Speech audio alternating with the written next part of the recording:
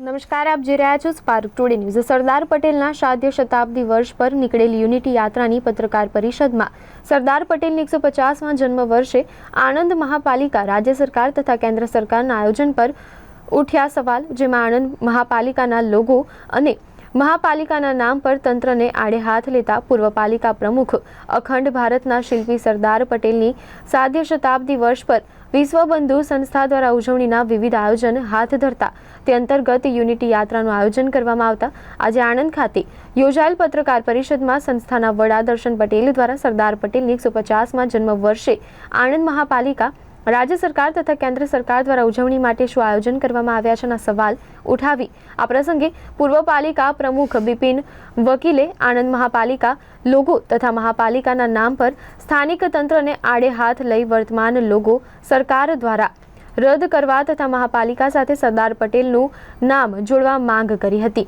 સાથે જ આ પ્રસંગે સંસ્થા સાથે સંકળાયેલ ઈસરોના એક્ઝિક્યુટિવ ઇજનેર નગીનભાઈ પ્રજાપતિ, કનુભાઈ પટેલ, મોનાબેન પટેલ સહિત અન્ય પદાધિકારી ઉપસ્થિત રહ્યા હતા। નમસ્તે, જય હિન્દ બધાને। આપણે સરદાર વલ્લભભાઈ પટેલની 150મી જન્મ જયંતિનું આ વર્ષ ઉજવી રહ્યા છીએ ત્યારે આખા ભારતમાં જેને પણ મળીએ એને ઉત્સાહ તો જણાય છે અને સરદારની વાત જ્યારે કરીએ ને ત્યારે સર્વ સમુદાય એક મતે ભેગા થઈને વાત કરે છે કે સરદાર સાહેબની આ જન્મ જયંતિ ભવ્ય રીતે ઉજવાવી જોઈએ। પણ જ્યારે રોડ ઉપર આવીએ છીએ અને મળવા જઈએ છીએ ત્યારે એક વસ્તુ દેખાય છે કે તે લોકો રાહ જોઈ રહ્યા છે કે કોઈક લીડરશિપ લે, કોઈક કામ કરે અથવા તો સરકાર ક્યારે ચાલુ કરશે। તો આવા બે મુદ્દાને લઈને અમે આ અવેરનેસનું કામ હાથમાં ધર્યું ત્યારે અમને દેખાયું કે જ્યારે ઘણી બધી સંસ્થા જેવી કે આ પીએમ પટેલ ઇન્સ્ટિટ્યૂટ એ છેલ્લી જાન્યુઆરી મહિનાથી આ કામ કરી રહી છે। સરદાર ધામ એ પણ કામ કરી રહ્યા છે સરદાર કથાના આયોજન દ્વારા।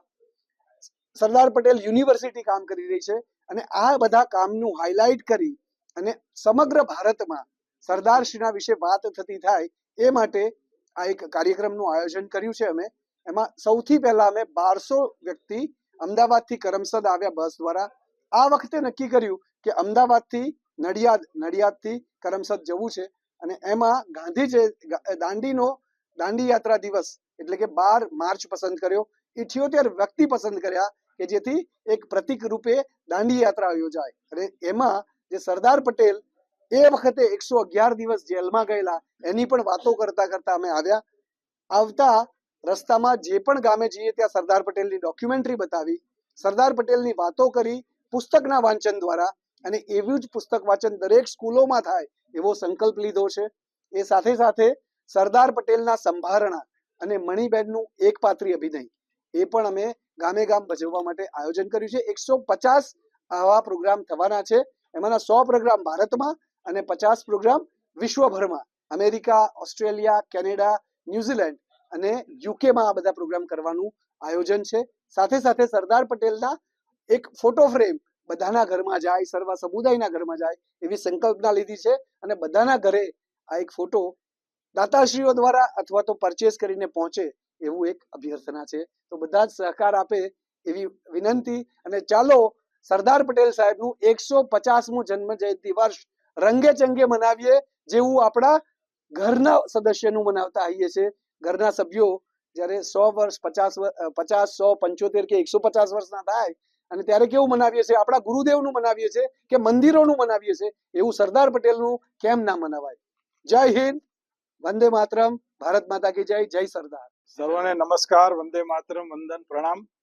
આજે યુનિટી યાત્રા સરદાર પટેલની 150મી જન્મ જયંતિ વર્ષ ઉજવવા માટે સમગ્ર રાષ્ટ્ર જ્યારે કટિબદ્ધ થયું છે અને તેમાં પણ જ્યારે ગુજરાત રાજ્ય અને કરમસદ ભારત સરદાર પટેલની જન્મભૂમિ, કર્મભૂમિ અને નડિયાદ સહિત અમદાવાદમાંથી શરૂ કરેલી સરદાર પટેલની રાજકીય કારકિર્દીનું આ ત્રણેય શહેરોનું ત્રિવેણી સંગમમાં આ સરદાર પટેલની જન્મ જયંતિની ભવ્ય ઉજવણી થાય તેવો સંકલ્પ સૌએ મનમાં કરેલો છે।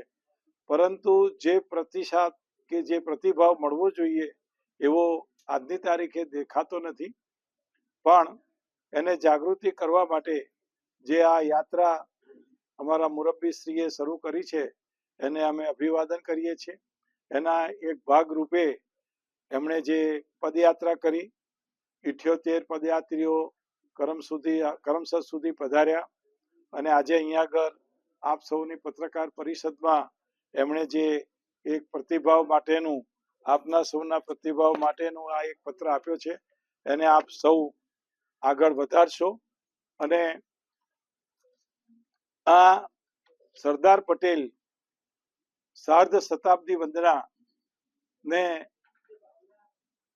સરદાર પટેલના સ્વપ્નનું સાકારતા કરવા યુવાનોને, વડીલોને, બંધુઓને સર્વને પ્રેરણા મળે અને એક સર્વશ્રેષ્ઠ કાર્યક્રમ બની રહે 150મી જન્મ જયંતિની ઉજવણી, એવું હું આપ સૌને અપીલ કરું છું.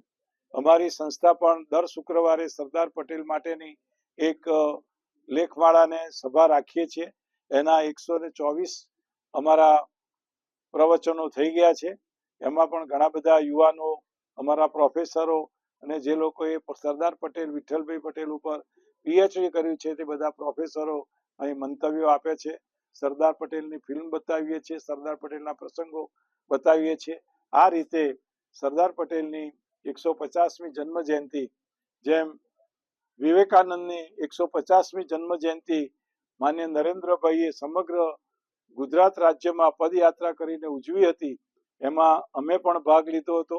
અમારા કોલેજના 150 યુવાનો પાર્થ સહિત વિવેકાનંદ બન્યા હતા અને એ પ્રેરણાથી અમે પણ આ સરદાર પટેલની 150મી જન્મે ઉજવી રહ્યા છીએ. તો nothing is impossible in the world નરેન્દ્રભાઈએ સાર્થક કર્યું છે.